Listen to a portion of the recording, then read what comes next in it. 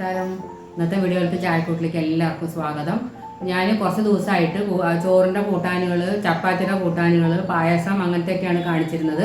അപ്പോൾ biryani, pulao, fried rice അങ്ങനത്തെ ഒന്നും ഞാനിപ്പോൾ അടുത്തൊന്നും കാണിച്ചിട്ടില്ല. അപ്പോൾ ഞാൻ വിചാരിച്ചു കഴിഞ്ഞ ദിവസം ഞാനൊരു ഹൈദരാബാദി പുലാവ് ഉണ്ടാക്കി. ഹൈദരാബാദി പുലാവ് ഞാനിങ്ങനെ വേറൊരു വീഡിയോയിൽ കണ്ടതാണ് ഇങ്ങനെ ഉണ്ടെന്നുള്ളത്. അപ്പോൾ ഞാൻ അത് എൻ്റേതായിട്ടുള്ള രീതിയിൽ കുറച്ച് മാറ്റിയിട്ട് ഞാൻ കുറച്ച് ടേസ്റ്റൊക്കെ വ്യത്യാസം വരുത്തി ഉണ്ടാക്കി നോക്കിയപ്പോൾ അടിപൊളിയായിട്ട് വന്നിട്ടുണ്ടായിരുന്നു. പ്രസാദിനും മോനൊക്കെ ഉണ്ടായിരുന്നു ഇവിടെ, നല്ല ഇഷ്ടമായി.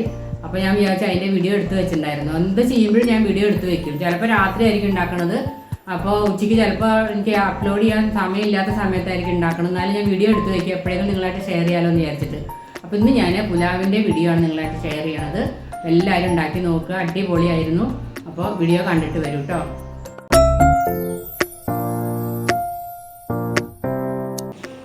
അപ്പോൾ ഹൈദരാബാദി പുലാവ് ഉണ്ടാക്കാനുള്ള സാധനങ്ങളാണ് ഞാൻ മുഴുവൻ എടുത്തു വെച്ചിരിക്കുന്നത്. കുറച്ചധികം സാധനങ്ങൾ വേണം, പക്ഷേ എല്ലാം നമുക്ക് പെട്ടെന്ന് വീട്ടിലെടുക്കാവുന്ന സാധനങ്ങൾ തന്നെയാണ്. ഇനിയിപ്പോൾ എല്ലാം ഓരോന്നായിട്ട് ഞാൻ പറഞ്ഞുതരാം. പിന്നെ എല്ലാം അടുപ്പത്താക്കി അടച്ചു വെച്ചാൽ പെട്ടെന്ന് നമുക്ക് ഉണ്ടാക്കാൻ പറ്റും. ഈ സാധനങ്ങൾ ഇങ്ങനെ ഒരുക്കാൻ മാത്രമേ കുറച്ച് സമയം വേണ്ടൂ. ഞാനൊരു 1.5 ഗ്ലാസ് ചായ ഗ്ലാസ്സിന് ഒരു 1.5 ഗ്ലാസ് അരി എടുത്തിട്ടുണ്ട്. പിന്നെ അതിന് ബ്രെഡും സവോളയും വറുത്തിടാനായിട്ട് വേണം. കുറച്ച് സവോള വഴറ്റാനും വേണം. ബ്രൗണായിട്ട് നമുക്ക് വറുത്ത് കോരി വെക്കണത് രണ്ടും. പിന്നെ ഇഞ്ചി, പച്ചമുളകും വെളുത്തുള്ളിയും ഞാൻ ചതച്ച് വെച്ചിട്ടുണ്ട്. പിന്നെ മല്ലിയിലയും കുറച്ച് പുതിനയുടെ ഇല അരിഞ്ഞ് വെച്ചിട്ടുണ്ട്. പിന്നെ ക്യാരറ്റ്, ബീൻസ്, ഉരുളക്കിഴങ്ങ് ചെറുതായിട്ട് മുറിച്ച് വെച്ചിട്ടുണ്ട്. പിന്നെ പട്ട, ഗ്രാമ്പു, ഏലക്കായ നമ്മൾ അരി എടുക്കുന്നതിനനുസരിച്ച് നിങ്ങളത് എടുക്കുക. ഞാനിങ്ങനെ ഒരു 5-6 ഗ്രാമ്പു, 3-4 കഷ്ണം പട്ട, ഒരു 3-4-5 ഏലക്കായൊക്കെ എടുത്തേക്കണത്. പിന്നെ കുറച്ച് നെയ്യും കുറച്ച് വെജിറ്റബിൾ ഓയിൽ, ഏതെങ്കിലും സൺഫ്ലവറോ അങ്ങനെ ഏതെങ്കിലും ഓയിൽ വേണം. പിന്നെ നമ്മൾ തേങ്ങാപ്പാലിലാണ് ഇത് ഉണ്ടാക്കുക. 1 ഗ്ലാസ് തേങ്ങാപ്പാലും, ഞാൻ 1.5 ഗ്ലാസ് അരി എടുത്തുകൊണ്ട് കുക്കറിൽ വെക്കുകയാണെങ്കിൽ 1.5 ഇരട്ടി വെള്ളം ഒഴിച്ചാൽ മതി. ഇത് ഞാൻ സാധാരണ പാനിൽ വെച്ചിട്ടാണ് ഉണ്ടാക്കണേ. അതുകൊണ്ട് 1 ഗ്ലാസ് തേങ്ങാപ്പാലും 2 ഗ്ലാസ് വെള്ളം എടുത്ത് വെച്ചിട്ടുണ്ട്. ഇത്രയാണ് നമുക്ക് വേണ്ട സാധനങ്ങൾ. ഇനി ഓരോന്നോരോന്നായിട്ട് നമുക്ക് എങ്ങനെ ഉണ്ടാക്കാൻ നോക്കാം. പിന്നെ പൊടികളായിട്ട് കുറച്ച് മല്ലിപ്പൊടിയും കുറച്ച് ഗരം മസാലപ്പൊടിയും വേണം. ഇത്രയാണ് സാധനങ്ങൾ വേണ്ടത്. നമുക്കിനി എങ്ങനെ ഉണ്ടാക്കാൻ നോക്കാം. നമ്മളൊരു പാൻ വെച്ചിട്ടുണ്ട്, ഇത് ചൂടായിട്ടുണ്ട്. ആദ്യം കുറച്ച് സൺഫ്ലവർ ഓയിലും കുറച്ച് നെയ്യും കൂടി ഒഴിച്ചു കൊടുക്കാം.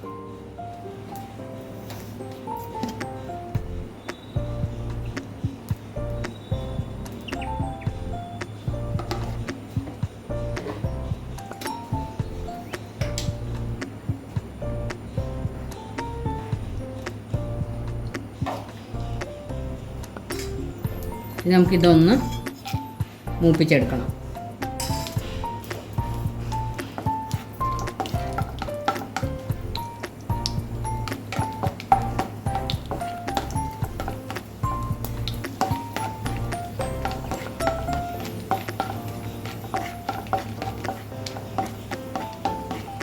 ഇതെല്ലാം ഒന്ന് മൂത്തിട്ടുണ്ട്.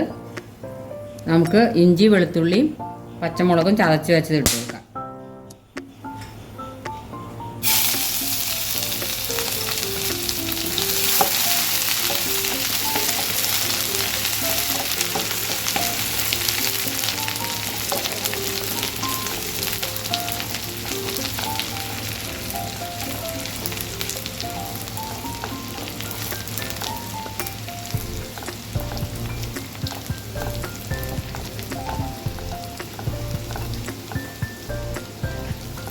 ഇഞ്ചിയും വെളുത്തുള്ളിയൊക്കെ നല്ലോണം മൂത്തിട്ടുണ്ട്.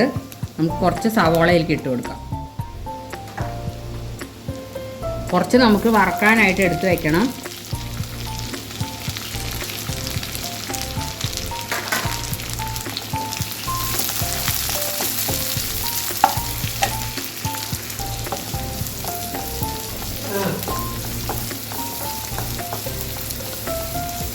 ഇതൊന്ന് വഴണ്ട് കിട്ടിയാൽ മതി, ബ്രൗൺ ഒന്നും ആവണ്ട. ഒന്ന് വഴറ്റിയിട്ട് നമുക്ക് ബാക്കിയുള്ള ചേരുവകൾ ഇട്ട് കൊടുക്കാം. ഇതൊന്ന് ട്രാൻസ്പാരൻ്റ് ആവട്ടെ.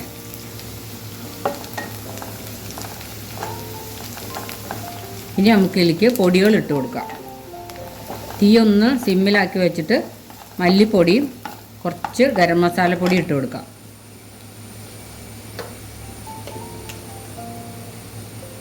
മല്ലിപ്പൊടി ഒരു 3/4 സ്പൂണ്, ഗരം മസാലപ്പൊടി ഞാനൊരു ഇത് ചെറിയ സ്പൂണാണ് ഇതിൽ നിറച്ചിട്ട് കൊടുക്കുന്നത്. ഇതിൻ്റെ പച്ചമണം ഒന്ന് മാറുമ്പോൾ നമുക്ക് വെജിറ്റബിൾസൊക്കെ ഇട്ട് കൊടുക്കാം.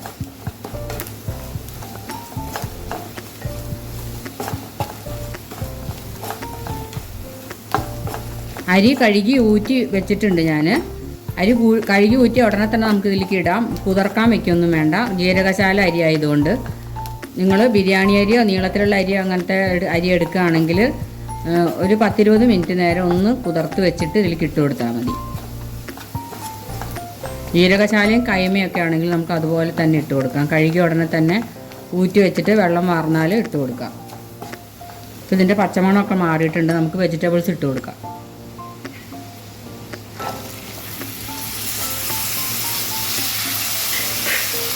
ഞാനിത് പറയാൻ മറന്നുപോയി, കുറച്ച് ഫ്രോസൺ പീസും കൂടി ഇട്ട് കൊടുക്കുന്നുണ്ട്.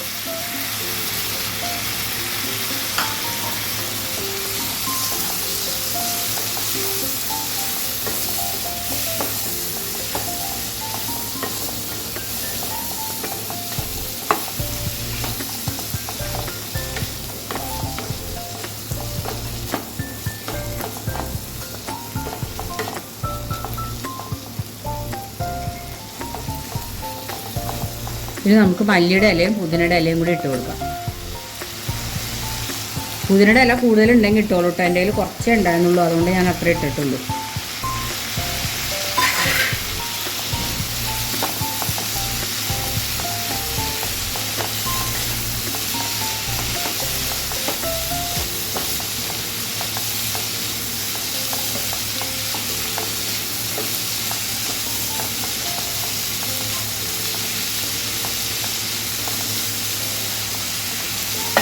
ഇനി നമുക്ക് തേങ്ങാപ്പാലും വെള്ളവും ചേർത്ത് കൊടുക്കാം.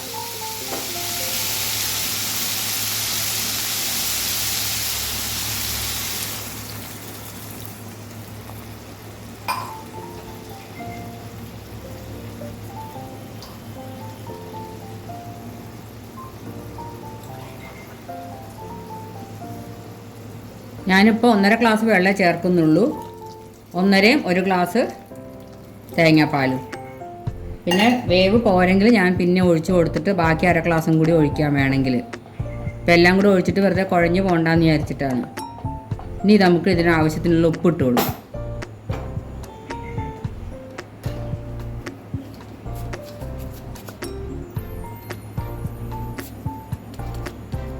കുറച്ച് മുമ്പോട്ട് നിൽക്കണം ഉപ്പ്. അരിയിലും പച്ചക്കറിയിലും ഒക്കെ കൂടി പിടിച്ച് വരുമ്പോൾ ഉപ്പ് പാകമാവണമെങ്കിൽ ഇപ്പം നമ്മൾ കുറച്ച് മുമ്പോട്ട് നിൽക്കണ പോലെ വേണം ഇട്ട് കൊടുക്കാൻ.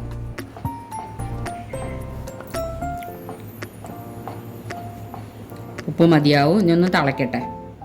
അപ്പോൾ നമുക്ക് അരി ഇട്ട് കൊടുക്കാം. അപ്പോൾ തിളയ്ക്കുന്നുണ്ട്. നമുക്ക് അരി ഇട്ട് കൊടുക്കാം. 1.5 ഗ്ലാസ് ചായ ഗ്ലാസ്സിന് 1.5 ഗ്ലാസ് അരിയാണ് ഞാൻ എടുത്തേക്കണത്.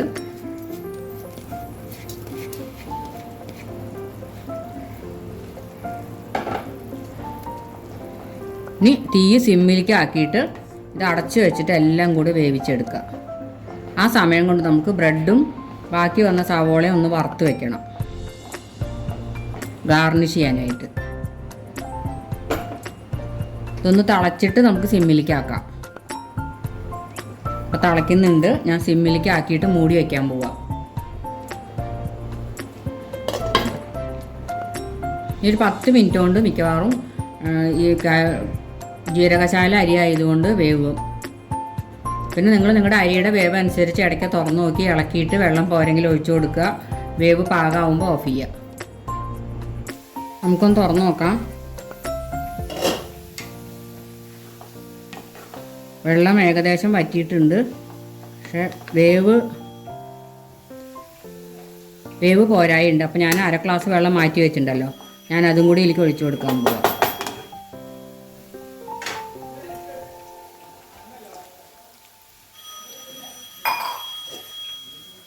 ഇനി അടച്ചു വെച്ചിട്ട് നമുക്കൊന്നുകൂടി വേവിക്കാം. ഇനി നമുക്ക് തുറന്നു നോക്കാം.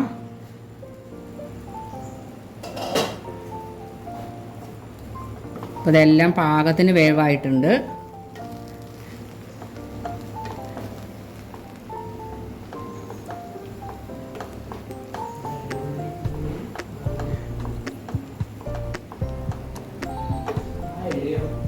ഇനി നമുക്ക് മറ്റേ വറുത്ത് വെച്ച ഉള്ളിയും ബ്രെഡും ഒക്കെ ഇട്ട് കൊടുക്കാം.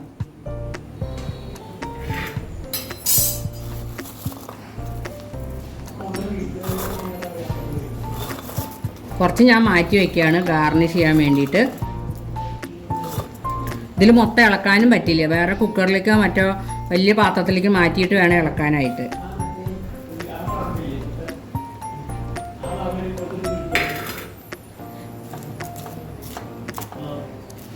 ഇതിൽ ഇളക്കാൻ സ്ഥലമില്ല, ഞാൻ വേറെ പാത്രത്തിലേക്ക് മാറ്റിയിട്ട് ഇളക്കി വയ്ക്കാം.